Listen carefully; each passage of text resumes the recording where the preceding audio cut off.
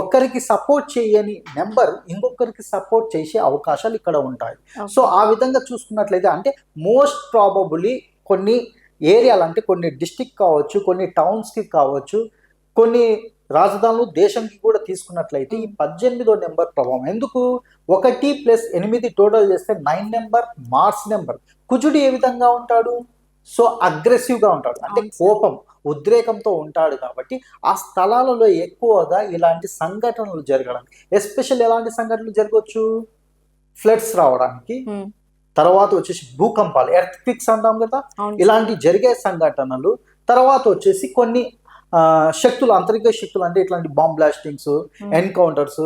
So ఇలాంటి సంఘటనలు కూడా ఇలాంటి ప్లేస్లలో జరిగే అవకాశాలు చాలా ఎక్కువ ఉంటాయి. అలా మనం చూసుకున్నట్లయితే శ్రీనగర్ నెంబర్ 18 వస్తుంది.